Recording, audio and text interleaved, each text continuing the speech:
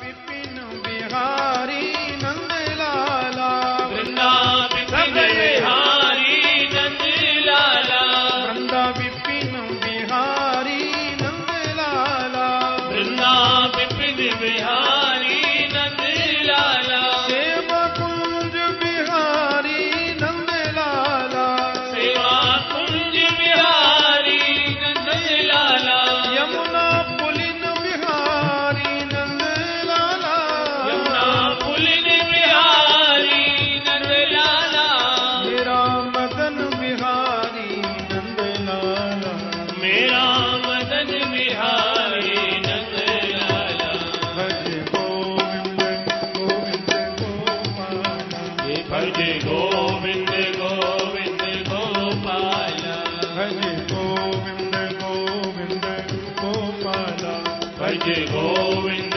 गोविंद गोपाला, माथे पे मुकुट देखी, चंद्रिका की चटक देखी, छवि की लटक देखी, रूप रस पीजिए, लोचन विशाल देख, गले गुंजमाल देख, अधर रसाल देख, चित्त चुप कीजिए, कुंडल की हलन देखे, अलकन की बलन देखे, पलकन की चलन देखे, सर्वस्व दीजिए, पीतांबर छोर देखे, मुरली की घोर देखे, सामरे की ओर देखे, देखी मोही कीजिए, गोविंद गोविंद गोपाला, भज गोविंद गोविंद गोपाला, भज गोविंद गोविंद गोपाला, भज गोविंद गोविंद गोपाला, मेरा मुरली मनोहर नंद लाला, मेरा मुरली मनोहर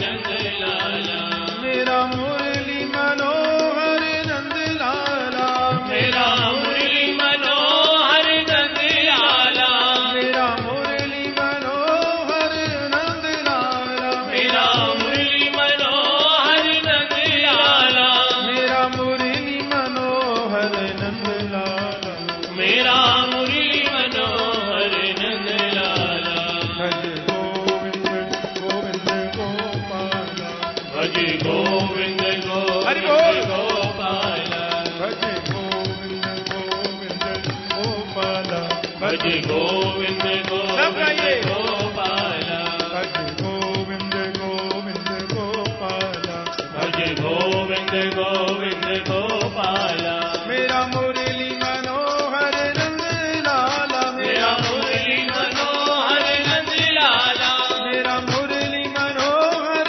नंद लाला, मेरा मुरली मनोहर नंद लाला, मेरा मुरली मनोहर नंद लाला, मेरा मुरली मनोहर नंद लाला, भज गोविंद गोविंद गोपाला, भज गोविंद गोविंद गोपाला, भज गोविंद गोविंद गोपाला, भज गोविंद गोविंद गोपाला, गोपाला गोपाला गोपाला गोपाला गोपाला गोपाला गोपाला गोपाला गोपाला गोपाला गोपाला गोपाला गोपाला गोपाला गोपाला गोपाला गोपाला गोपाला गोपाला गोविंद गोविंद गोपाला, भज गोविंद गोविंद गोपाला, भज गोविंद गोविंद गोपाला, भज गोविंद गोविंद गोपाला। पति पत्नी दोनों मिलकर के गोविंद के भजन में लीन हो जाते हैं, क्योंकि सर्वम त्यक्त्वा हरिम भजेत ये परीक्षित की मनस्थिति है। भगवान की कृपा, संतों का आशीर्वाद, वे दिनों दिन प्रजा का प्रशासन बड़ी कुशलता से कर रहे हैं। क्रमशः 4 पुत्र परीक्षित को हुए। 4 पुत्रों में जो ज्येष्ठ हैं उनका नाम ही तो जन्मेजय है। माता शत्रु पिता वैरी ये न बालो न पाठित। वे माता पिता तो अपने पुत्रों के शत्रु होते हैं जो बच्चों को सुंदर शिक्षा नहीं देते। समय समय पर बाल गोपालों को सुंदर शिक्षा दीजिए,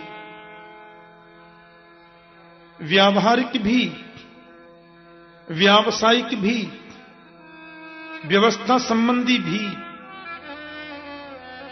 बहुत जरूरी है। और आदर्श परीक्षित के राज्य में कोई घर में ताला तो लगाता ही नहीं, किसी को जरूरत ही नहीं ताला लगाने की। एक दूसरे के प्रति अत्यंत अद्भुत प्रेम है सबको। प्यार से बोलो जय श्री कृष्ण। वैसे हम लोगों की एकादशी कल है, पर कुछ लोग एकादशी आज भी किए हैं, मुझे ऐसा लगता है। वैसे स्मार्त भक्तों की एकादशी आज है, वैष्णवों की कल है। इसलिए आज जय श्री कृष्ण में करंट कम आ रहा है। पेट्रोल नहीं तो गाड़ी कहां से चले। पर हमारे वृंदावन में जैसी एकादशी होती है ना, ऐसी एकादशी तो रोज हमें तो अच्छा। जो जो माल मसाले बनते हैं, खाली आटा चावल ही तो नहीं खाना है, बाकी तो सब चलता ही है। कुट्टू की पूड़ियां, कुट्टू की पकौड़ियां, सामा की खीर, साबूदाने की खिचड़ी, बादाम की चकती, पिस्ता डालकर मिठाई। ऐसी एकादशी रोज आवे, फिर बोलने में कंजूसी क्यों? भाव से बोलो ना जय श्री कृष्ण। गृहस्थ आश्रम से निवृत्ति लेने का नियम है शास्त्र में, क्योंकि 50 के बाद में तो वन शुरू हो जाता है ना जी। वन एक क्या वन, इसका मतलब है वनम प्रव्रजेत धीर, वन में चले जाओ। एक सज्जन हमसे पूछने लगे, महाराज वानप्रस्थ में जाने का मन तो होता है। अब पहले तो लोग वन में जाते थे तो वन में फल मिल जाते थे, फल खा करके भजन करते थे। अब वन में जाए तो वन में पेड़ ही नहीं है, तो फल कहां से होंगे? तो कैसे वन में जाएं? अरे मैंने कहा वन में जाने का मतलब है वृंदावन चले जाओ। जय श्री कृष्ण। वनम वृंदावनम नाम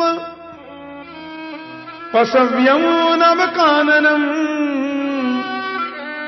गोप गोपी गवाम सेव्यम, पुण्याद्रि तृणवीरुधम।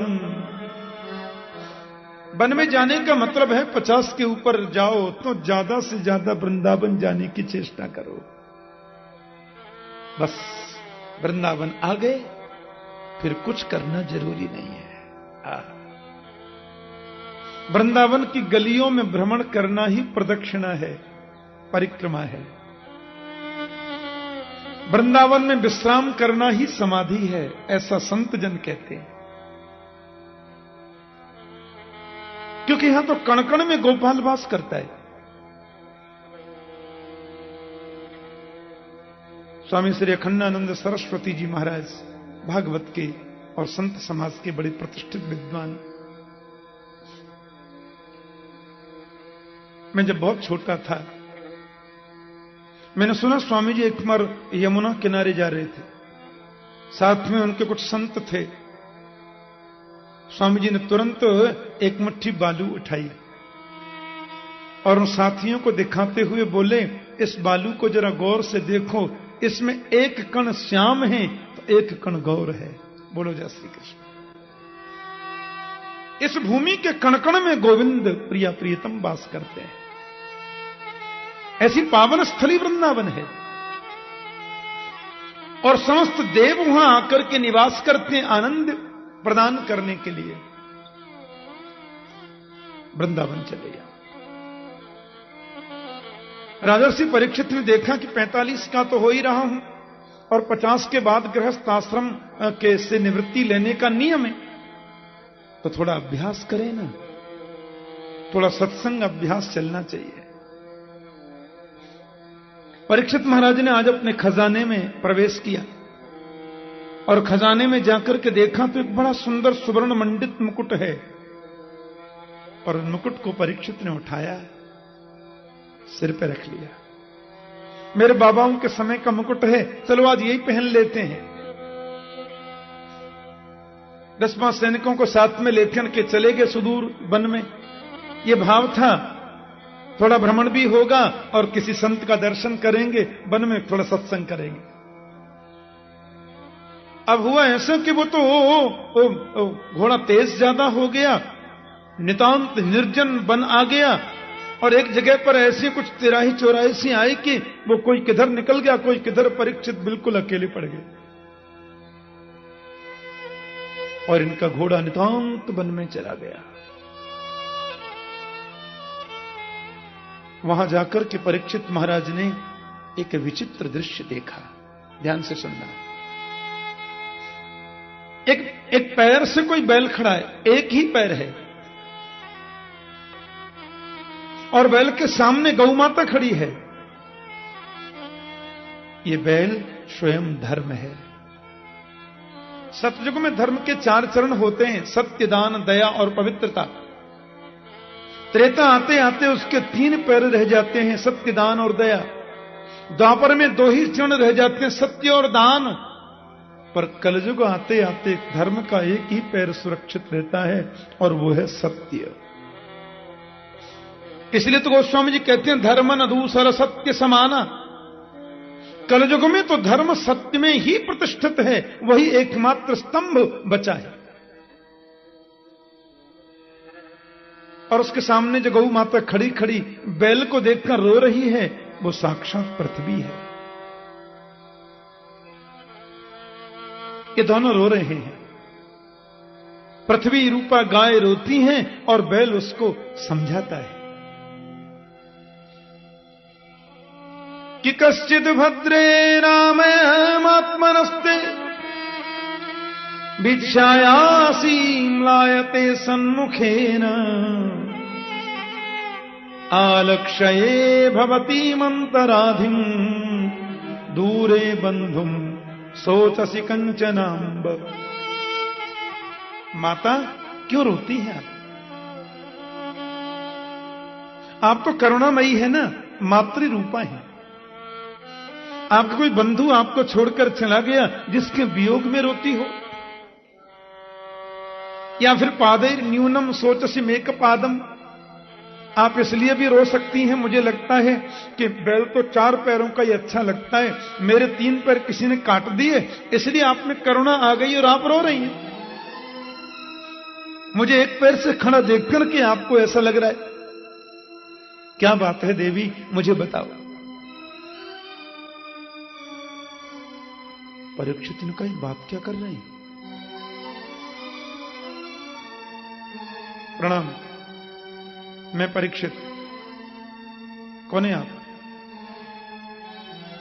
आपके 3 पैर किसने तोड़े? मेरे राज्य में आकर के धृष्टता करने की हिम्मत किसकी हुई? हे भगवान, मेरे राज्य में तो ऐसा कभी नहीं हुआ। मेरे रहते हुए आपके 3 पैर किसी ने तोड़ दिए। किसने किया ऐसा? उसका नाम बताएं, मैं उसको दंड दूंगा, मैं प्रयास करूंगा उसको दंड देने का, क्योंकि मेरे रहते ऐसा होना नहीं चाहिए। धर्मरूपी बैल बोला, किसका नाम लूं कि मेरे 3 पैर किसने काटे? यदि हम कर्मयोग पर विश्वास करें, क्योंकि शास्त्रों में तो कर्मयोग, भक्ति योग, ज्ञान योग, मीमांसा, दर्शन, ये सब वर्णन है। अब यदि कर्म की बात पर विश्वास किया जाए तो दोषी कौन है? सोचो। कर्म किया है मैंने, तो फल पड़ोसी क्यों भोगेगा? मेरा कर्म ही ऐसा हुआ होगा राजन, जिससे कि 3 पैर टूट गए। अब इसमें नाम लेने और न लेने से क्या फर्क पड़ता है? मीमांसा दर्शन पर यदि चिंतन करें तो मीमांसा दर्शन में स्पष्ट किया गया है कि सुख और दुख दोनों मन की कल्पना है। दुख कुछ होता नहीं और सुख कुछ है ही नहीं। हम जिसको मान लेते हैं वो दुख है और जिसको नहीं मानते हैं वो सुख है। ये विचित्र बात है। एक आदमी के सवेरे बादाम का हलवा जब बन रहा था ना नाश्ते में, तो थोड़ा अच्छा नहीं बना, बस डांट रहा है नौकर को, रसोइया को, इतने दिन हो गए, बूढ़े हो गए, शर्म नहीं आती है, ढंग से नहीं बनाया, सब नाश्ता किरकिरा कर दिया है। और एक आदमी के घर में यदि सब्जी बन गई आज, तो पूरा परिवार खुशी के मारे झूम रहा है, आज हमारे बच्चे सब्जी के साथ में भोजन करेंगे। बताओ क्या है सुख और क्या है दुख।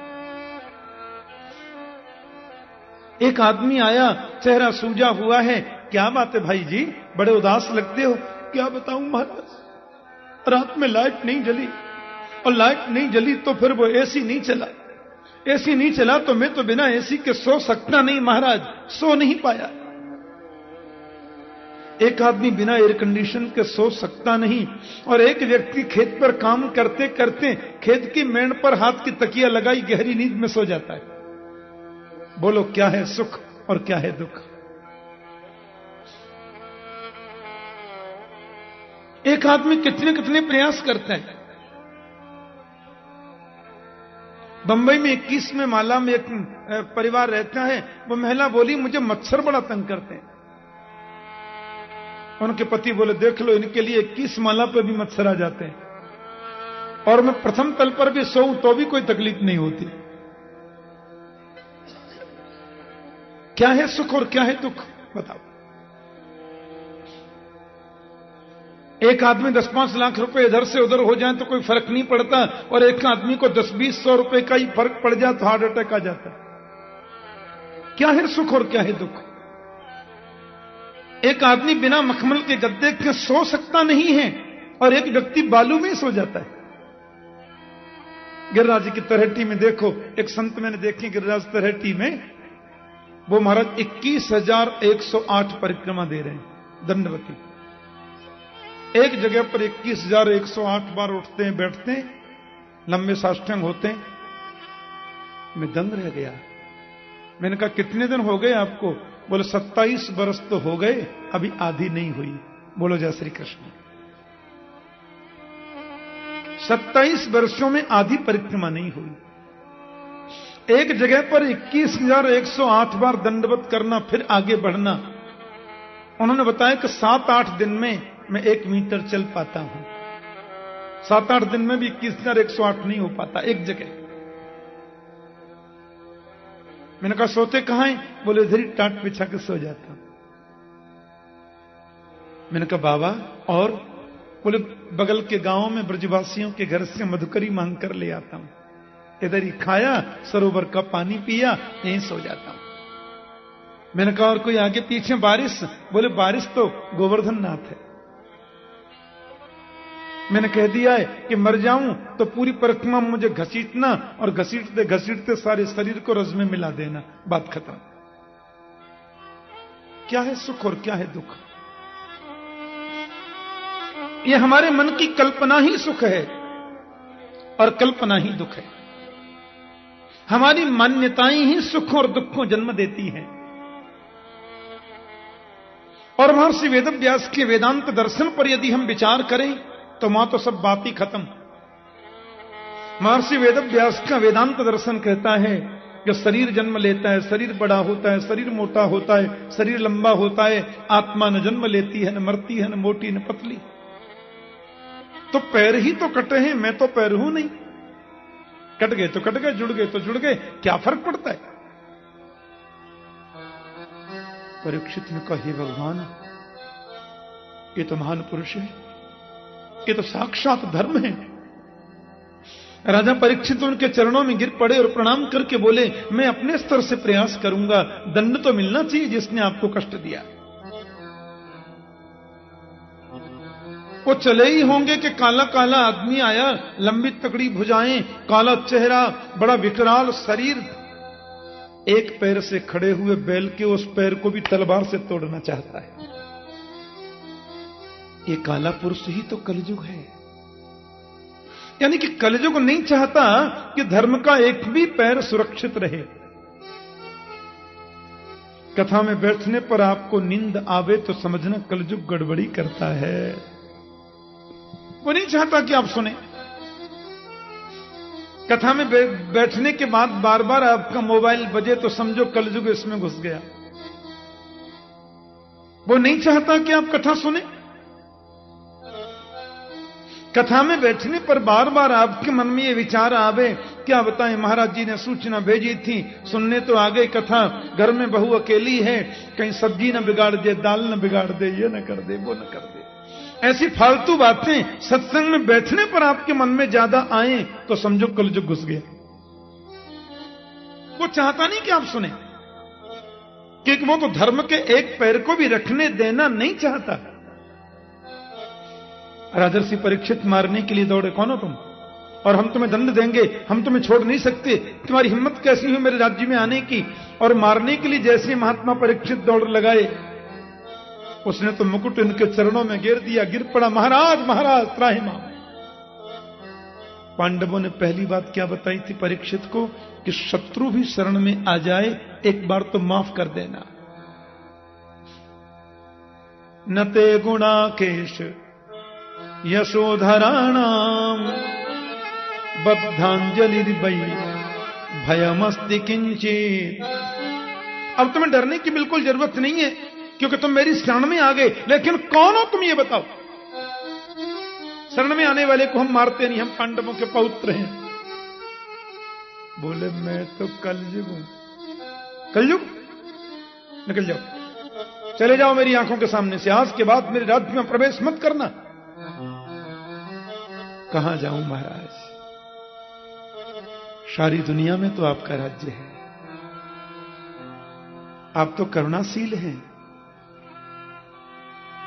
यत्र क्वचन वत्स्यामि सार्वभौम तवाज्ञया लक्ष्ये तत्र तत्रापि त्वामाप्तेषु सनासनम। सब जगह तो आप हैं। राजा परीक्षित ने देखा कि एक कलयुग है, कलयुग में दुर्गुण तो लाखों हैं, पर एक बहुत बड़ा इसमें गुण भी है। इसलिए परीक्षित ने उसको मारा नहीं, छोड़ दिया। इसमें अवगुण है हजारों और गुण है केवल एक। कलयुग में अवगुण क्या है? अवगुण तो हम दिन रात देखते हैं, पर इसमें गुण क्या है कि यह कलयुग कर परम प्रतापा मानस पुण्य कोई नहीं पापा। कलयुग में मन में सोचने से भी पुण्य का फल मिल जाता है, लेकिन पाप का फल सोचने से नहीं, वो तो करने से ही मिलेगा। ये कलयुग की विशेषता है। यहां यदि पुण्य की बातें सोचेंगे अभी तो कुछ परसेंटेज मिलेगा, पर पाप का फल सोचने से नहीं, करने से ही मिलेगा। मानस पुण्य कोई नहीं पापा कि कलयुग सम नहीं आन युग जो नर कर विश्वास। गाय राम गुण गन विमल भवतर भी नहीं प्रयास। कलयुग में सबसे बड़ा सद्गुण है कि गोविंद के विमल गुण गणों को गाकर व्यक्ति बिना प्रयास ही तर जाता है। इसलिए भगवान सुखदेव भी आगे कहेंगे कि कलैर दोष निधे राजन यस्ति एको महान गुण कीर्तना देव कृष्णस्य मुक्त संग परम ब्रज। कलयुग में यह बहुत बड़ा सद्गुण है कि कीर्तनादेव कृष्णस्य मुक्त संग परम ब्रज। केवल कीर्तन करने से व्यक्ति मुक्त हो जाता है। इसलिए परीक्षित ने सोचा नहीं नहीं भैया, इसमें गुण तो एक गुण तो है ही, एक गुण से बहुत लाभ हो सकता है। इसलिए ठीक है, हम तुमको छोड़ देते हैं, मारेंगे नहीं, पर हम देखो तुमको जगह देते हैं, वहां से बाहर खबरदार निकलना नहीं। कलयुग बोले दे दो, परीक्षित ने उसको 4 जगह दे दी। द्यूतम, पानम, स्त्रियः, सूना। जुआ खेलने में कलयुग का बास है, जाओ। एक जगह तुमको दे दी जू। जो भी जुआ खेलते हैं वो कलयुग के पक्के भतीजे होते हैं, क्योंकि जुए में कपट के रूप में कलयुग वास करता है। हां, जुआ नहीं खेलना चाहिए। इस्लाम है ना, इस्लाम धर्म, उसमें जुआ खेलना मना है। एक मुस्लिम कंट्री है मलेशिया। एक बार वहां कथा करने जब मैं गया, मेरे साथ में बहुत लोग गए थे भारत से, तो मलेशिया में कथा के बाद एक दिन जब वो लोग भ्रमण कराने के लिए मुझे ले गए, एक बहुत ऊंची पहाड़ी है। वहां पहाड़ी पर किसी चाइनीज व्यक्ति ने बहुत विशाल होटल बनाया है, और उस होटल में कैसीनो चलता है। कैसीनो माने जुआ घर। लेकिन उस कैसीनो के मैंने द्वार पर एक बोर्ड लगा देखा। उस बोर्ड पर लिखा था, किसी भी मुस्लिम का इसमें अंदर प्रवेश वर्जित है, जुआ घर में वो नहीं जा सकते। मैंने कहा, ये क्या लिखा है? बोले, महाराज जी, इस्लाम में जुआ खेलना मना है, इसलिए यहां की सरकार की ओर से प्रतिबंध है। विदेशों से लोग यहां आते हैं, करोड़ों के न्यारे वारे होते हैं, पर कोई इस्लामिक व्यक्ति इसमें जुआ नहीं खेल सकता। उस धर्म में जुआ खेलना मना है, ब्याज पर पैसे खाना मना है। इस्लाम में 2 बातें बड़ी विशेष हैं, क्योंकि जुआ बिना कपट के हो नहीं सकता, और कपट जो है वो कलयुग का रूप। वारे न्यारे हो जाते। अमेरिका में एक जगह अटलांटिका सिटी, तो न्यूयॉर्क में जब मेरी कथा पूरी हुई तो लोगों ने कहा कि थोड़ा सा समुद्र पर भ्रमण करा के लाएं, समुद्र किनारे वो भी नगर बसाए। इतना विशाल कैसीनो, हमारे भारतीय नगरों के नाम से उन बिल्डिंगों के नाम रखे। मैंने कहा, इसमें होता क्या है? बोले, खाकपति अंदर जाता है तो करोड़पति बन के निकलता है। कई बार करोड़पति जाते हैं तो किराए को पैसे भी नहीं रहते, ऐसा निकलता है। जुआ कपट का प्रतीक है, बर्बादी का प्रतीक है, इसलिए जुआ नहीं खेलना। जुआ खेलना मना है। द्यूतम, और परीक्षित ने दूसरा स्थान दिया पानम, यानी कि सुरापानम, शराब पीना। राम राम राम राम। मैंने अच्छे अच्छे पढ़े लिखों को देखा, AA में है, पर शराब की लत है। और जब शराब पीते हैं श्रीमान जी तो औंधा मुंह करके नाली में पड़े,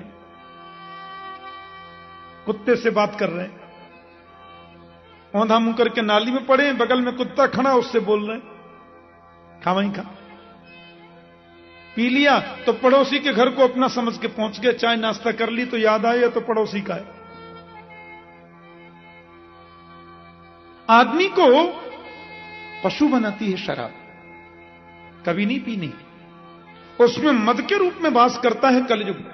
मद ही कली का रूप है। तीसरा स्थान तुमको देता हूं मैं कलयुग। बोले, कौन सा? बोले, स्त्रियः, वेश्याचार, परस्त्री गमन करना। हमारे शास्त्रों में सबसे भयंकर पाप कहा इसको। वेश्यावृत्ति स्त्री धारण करे, वेश्याचार पुरुष करे, ये जघन्य पाप है। मातृवत परदारेषु परद्रव्येषु लुष्टवत आत्मत सर्वभूतेषु यह पश्यति स पंडिता। इसमें कुत्सित काम के रूप में कली वास करता है, ऐसा नहीं करना। और चौथा स्थान मैंने तुमको दिया सूना। सूना माने हिंसा। किसी भी निरपराध प्राणी को तुम मत मारो। किसी भी जीव को मारने का तुम्हारा अधिकार नहीं है। आत्मनः प्रतिकूलानि परेशान न समाचरेत। महात्मा बुद्ध जा रहे थे, रास्ते में भिक्षा लेने के लिए एक बड़ा दुर्दांत व्यक्ति था, नाम था अंगुलीमाल। आपने सुनी होगी कथा।